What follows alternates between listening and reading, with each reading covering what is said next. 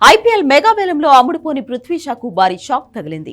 10 రోజుల వ్యవధిలోనే ముంబై జట్టులో మళ్లీ చోటు కోల్పోయాడు. విజయ్ హజారే ట్రోఫీ కోసం ప్రకటించిన జట్టులో ముంబై సెలెక్టర్లు పృథ్వీ షాను పక్కన పెట్టారు. సయ్యద్ ముస్తక్ అలీ ట్రోఫీలో ఆశించినట్టు రాణించలేకపోవడం దీనికి కారణంగా కనిపిస్తోంది. శ్రేయస్ అయ్యర్ను సారథిగా కొనసాగించిన సెలెక్టర్లు పలు మార్పులు చేశారు.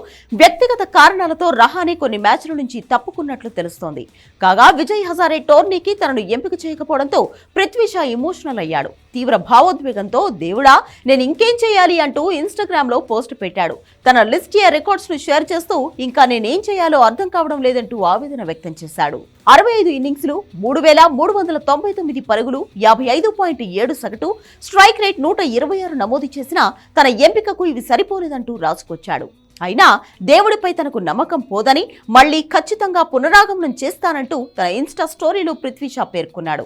లిస్ట్ ఏ క్రికెట్లో పృథ్వీ షా 10 శతకాలు, 14 హాఫ్ సెంచరీలు ఉన్నాయి. ఇందులో 2 డబుల్ సెంచరీలు ఉన్నాయి. సయ్యద్ ముస్తక్ అలీ ట్రోఫీలో పృథ్వీ షా 9 మ్యాచ్ల్లో 21.88 సగటుతో 197 పరుగులు చేశాడు.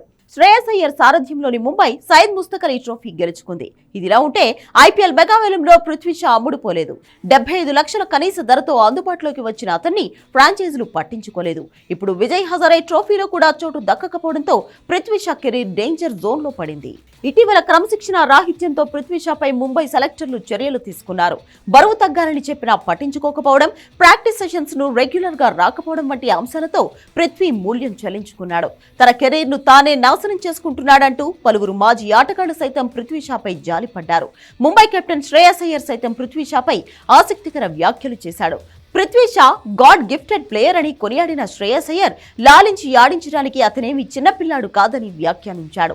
తనకు తానే కొన్ని విషయాలు తెలుసుకుని నడుచుకోవాలని సూచించాడు. అవకాశాలకు కొదువలేదని నిరంతరం నేర్చుకుంటూనే ఉండాలన్నాడు. ఆట పట్ల అంకితభావంతో ఉండాలని శ్రేయస్ అయ్యర్ చెప్పుకొచ్చాడు. ప్రస్తుతం పృథ్వీ షా ఇన్స్టాగ్రామ్ లో పెట్టిన ఎమోషనల్ పోస్ట్ వైరల్ గా మారింది.